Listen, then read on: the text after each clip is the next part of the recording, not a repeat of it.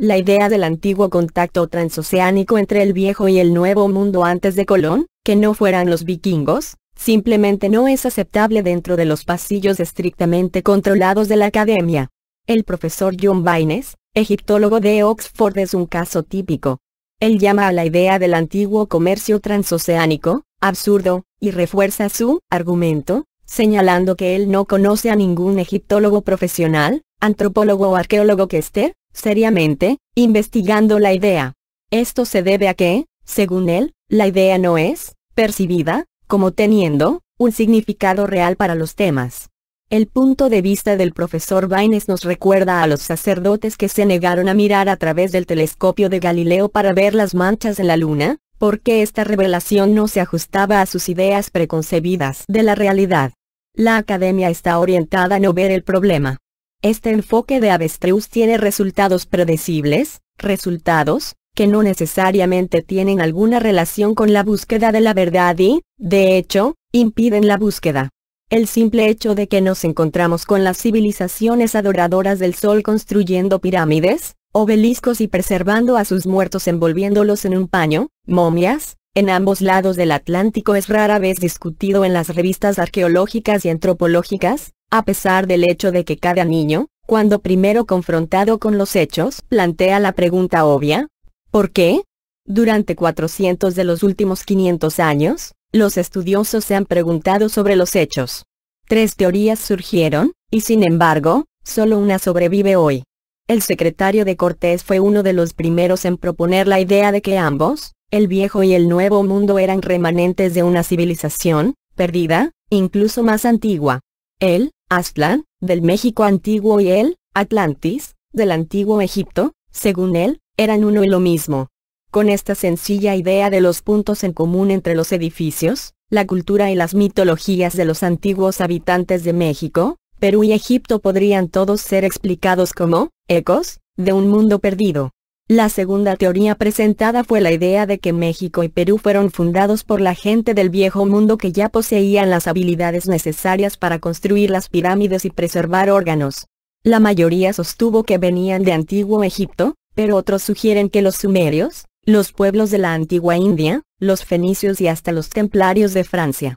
Una vez más, una simple idea fue utilizada para explicar un problema obvio. La tercera teoría era la idea de desarrollo separado. Aquí el enfoque se centra en cómo llegaron las personas a América, más bien que sobre las impresiones de los europeos después del descubrimiento de Colón del Nuevo Mundo. Aunque esta es la más complicada de las teorías, violando así el principio científico de la navaja de Occam, tan bellamente articulado en Contacto, que cuando se enfrentan a teorías contradictorias de un fenómeno inexplicable, uno debe preferir la explicación más simple. Es, sin embargo, la única teoría que se considera académica en las universidades de hoy en día. Es en este contexto que debemos ver la maldición de las momias de cocaína. La cocaína y el tabaco son plantas que se originaron en América y eran desconocidos para el viejo mundo, si hemos de creer el paradigma tradicional. La primera ruptura en el tejido del dogma llegó el 16 de septiembre de 1976, cuando los restos momificados de Ramsés II llegaron al Museo del Hombre en París. Para reparar el daño a la momia, un equipo de científicos se reunió, incluyendo al Dr. Michel Scott del Museo de Historia Natural, París. Recibió fragmentos de las vendas y encontró un fragmento de planta atrapado dentro de las fibras. Cuando ella lo miró con un microscopio, se sorprendió al descubrir que la planta era tabaco. Ante el temor de que había cometido un error, repitió sus pruebas una y otra vez con el mismo resultado cada vez. Una planta del Nuevo Mundo había sido encontrada en una momia del Viejo Mundo. Los resultados, poco conocidos en América del Norte, causaron sensación en Europa. El profesor Nasri Iskander, conservador jefe en el Museo del Cairo, pensó que tenía una explicación. Como un ávido fumador de pipa, argumentó que, tal vez un pedazo de tabaco se cayó por azar, de la pipa de algún arqueólogo distraído. El Dr. Lescott respondió a esta acusación de contaminación, extrayendo cuidadosamente nuevas muestras del abdomen de Ramsés II, mientras a la vez fotografiaba el proceso. Estas muestras, que no podrían posiblemente ser excrementos, fueron probadas nuevamente, y luego una vez más, y se estableció que era tabaco. El descubrimiento de fragmentos de tabaco en el cuerpo momificado de Ramsés II debe haber tenido una profunda influencia en toda nuestra comprensión de la relación entre el antiguo Egipto y América, pero esta pieza de evidencia fue simplemente ignorada. Entonces, 16 años más tarde, de nuevo por casualidad, surgió más evidencia. En 1992, el toxicóloga, Dra. Svetla Balabanova del Instituto de Medicina Forense de Ulm, Alemania, probó antiguos restos egipcios momificados de Nuktawi, la señora de las dos tierras. Los resultados llegaron como un shock a este científico, que regularmente utiliza métodos de prueba idénticos para condenar a las personas por consumo de drogas. No esperaba encontrar nicotina ni cocaína en una antigua momia egipcia. Ella repitió las pruebas y envió muestras frescas de otros 3 laboratorios. Cuando llegaron los resultados positivos, ella publicó un documento con otros 2 científicos. Balabanova, S. F. Parsche y W. Pirsig. Primera identificación de drogas en momias egipcias, First Identification of Drugs in Egyptian Mummies, Naturwissenschaft 79, 358, 1992, Springer Verlag 1992. Si Balabanova fue sorprendida por los resultados de sus pruebas, fue aún más sorprendida por la mordaz respuesta a su publicación. Ella recibió una avalancha de cartas amenazadoras, insultantes y acusándola de fraude.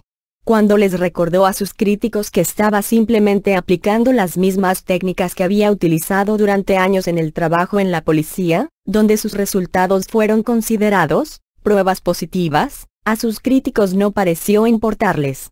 Ella fue condenada como un fraude. La doctora Rosalie David, guardiana de la egiptología en el Museo de Manchester, asumió el reto de investigar las momias de cocaína, que ella pensaba que parecía casi imposible. Empezó enviando tejidos y muestras de cabello de su museo a los laboratorios. Ella estaba trabajando en el doble supuesto de que una de 2 cosas eran ciertas. Las pruebas de Balabanova estaban comprometidas, la momia no era realmente antigua, es decir, que era falsa. El Dr. David viajó a Múnich para revisar las técnicas y los registros de excavación para ver si el cuerpo, que originalmente había sido comprado por el rey Luis I de Baviera, era auténtico o no. El Dr. Alfred Grimm, conservador del Museo Egipcio de Múnich, dijo que las momias de Múnich son verdaderas momias egipcias. No hay falsificaciones. No hay momias modernas.